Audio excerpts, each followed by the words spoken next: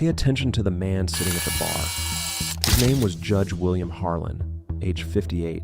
Now focus on the bartender across from him. Her name was Maya Reynolds, age 33. She steps forward, twists her fingers above his glass, and then walks away. A few minutes later, the judge lifts his head and drinks. This would be the final time anyone ever saw him alive. This took place on July 18th, 2024, a little after 11 p.m. at the Driftwood Bar in Dayton, Ohio. The bar was quiet that night. A few regulars talked over low music. The cameras recorded everything from a single fixed angle behind the counter. Nothing about what happened looked dramatic. Nothing looked planned. But it was. Judge William Harlan had spent more than 2 decades on the Montgomery County bench. He was known for his deliberate tone and lenient rulings. Defense attorneys respected him. Prosecutors often called him soft. To most people, he was a man who preferred mercy over punishment. In 2019, he presided over State versus Anthony Carter, an armed robbery case that ended with the death of a convenience store clerk named Marcus Reed. Carter, age 26, pled guilty to avoid a life sentence. The jury recommended life without parole. Judge Harlan reduced it to 12 years. He cited cooperation, remorse, and lack of prior convictions. The decision outraged the Reed family. Marcus Reed's sister, Maya Reynolds, sat in the second row during sentencing. She listened to every word, her hands folded, her face blank. When the hearing ended, she left the courtroom before the sentence was fully read. She never attended another proceeding again. Public records show she left Dayton the following year. She worked different jobs around Ohio before returning in late 2022. By the next spring, she was employed at the Driftwood Bar. The place was small, locally owned, and known for serving courthouse employees after hours. It would later become clear that she knew exactly who frequented that bar and how often. On the night of July 18th, Judge Harlan finished court early and left his chambers shortly after 6 p.m. His assistant told investigators he looked tired, but said he planned to get a drink before heading home. He didn't answer his phone again after 7:30 p.m. Shortly before 11 p.m., his car appeared on a downtown traffic camera turning onto Main Street. Inside the Driftwood, he took his usual seat at the far end of the counter. He ordered one drink. He spoke to no one. A few patrons noticed him leaning forward, motionless like a man half asleep. Then the short sequence seen in the footage occurred. Maya Reynolds stepped forward, twisted her fingers above his glass, and walked away. She didn't return to that part of the bar again for the rest of her shift. A few minutes later, Harlan lifted his head, drank, and left. Cameras outside caught him unlocking his car and driving off. At 12:07 a.m., his home security system recorded him entering his house. No further movement was detected after 1:42 a.m. 2 days later, courthouse staff grew concerned. He hadn't appeared for scheduled hearings, hadn't called, and hadn't answered messages. A clerk contacted Dayton police at 9:14 a.m. on July 20th to request a welfare check. At 9:42 a.m., officers arrived at his home on Brookside Drive. They knocked several times. No response. They forced entry through a side door. Inside, they found Judge Harlan lying near the living room sofa. His phone was on a nearby table. Nothing in the house appeared disturbed. No signs of forced entry, no struggle, nothing stolen. Paramedics pronounced him dead at the scene. The coroner estimated the time of death between 2 and 3 a.m. on July 19th. The body showed no visible injuries. Toxicology results would later reveal traces of a slow-acting synthetic compound in his bloodstream, one capable of causing heart failure several hours after ingestion. Detective Mark Ellis, a 13-year veteran of the department, was assigned to lead the case. He began by tracing the judge's final hours.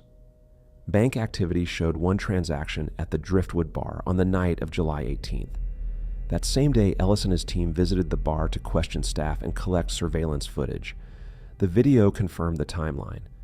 It showed Harlan arriving alone, taking a seat, and remaining motionless for several minutes before Reynolds stepped forward. She stood directly in front of him for a few seconds, made a small motion with her hands, and then walked away. The footage had no sound and the image quality was low, but it was enough to raise suspicion. Detectives interviewed Reynolds the following morning. She was calm and polite. She described Harlan as a regular, said he came in often after work, and denied any unusual behavior that night. When asked about the footage, she told investigators she didn't remember the moment clearly, and suggested she might have been adjusting a napkin. Her shift records, however, showed she had clocked out at 11 p.m., several minutes before the video captured her still behind the counter. That discrepancy prompted a search warrant. Officers executed the warrant at her apartment and locker. They collected her uniform, a light-colored jacket, and several small items from her workspace. Laboratory analysis revealed chemical traces on the sleeve of the jacket and inside a cloth pouch found in her locker. The compound matched the substance identified in Harlan's toxicology report. With the forensic results in hand, detectives began reviewing Harlan's past rulings. They were looking for anyone who might hold a grudge. One case appeared repeatedly: State versus Anthony Carter. The clerk in that case was Marcus Reed, the same surname as the suspect. Further inquiry confirmed the connection. Marcus Reed was Maya Reynolds' younger brother. Detective Ellis scheduled a second interview. On July 25th, he confronted Reynolds with the findings. At first, she remained silent. Then she said quietly, "He should have never given my brother's killer 12 years. My brother is gone, and that man will be free in a few years like nothing happened. He should have faced death for what he did." The statement was recorded and entered into the case file. The following day, July 26, 2024, detectives arrested Maya Reynolds for first-degree murder. She was taken into custody without incident and held without bond at the Montgomery County Jail. The prosecution built its case on three pillars: motive, opportunity, and chemical evidence. They had all three. The motive was revenge for her brother's death and the perceived injustice of the sentence.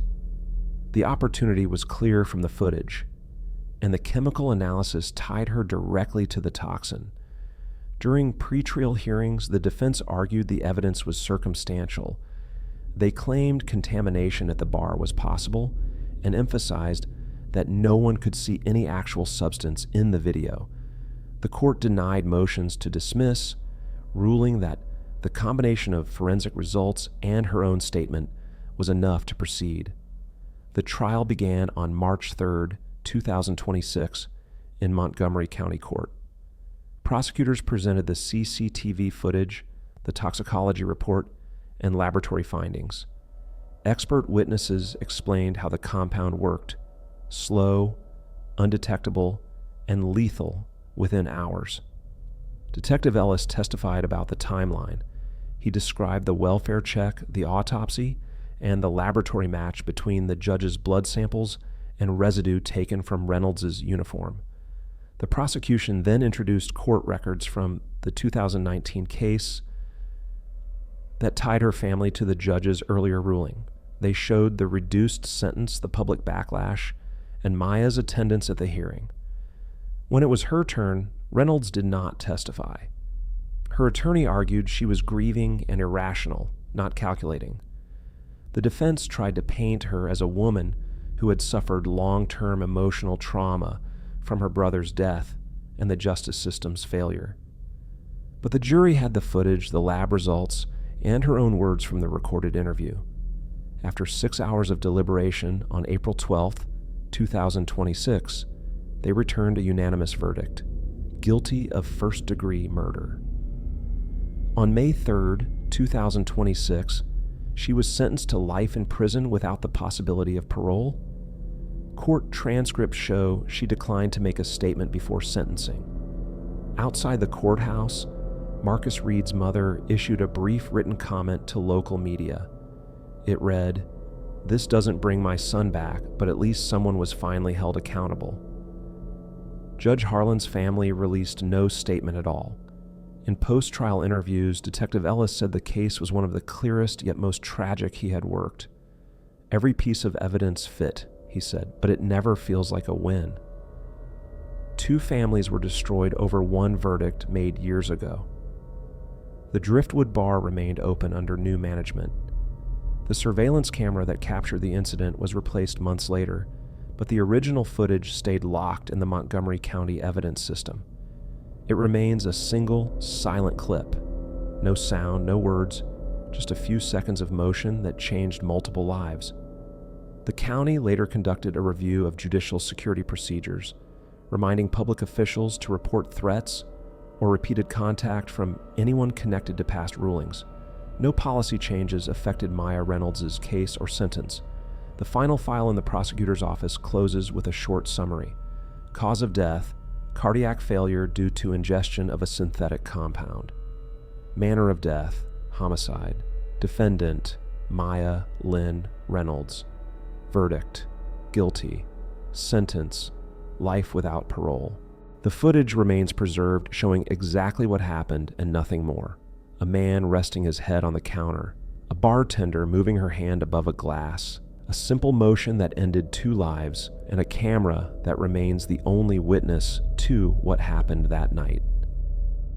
Thanks for watching Undocumented. Every case told here is fiction, but crimes like these have happened in real life. The message is real. Stay aware.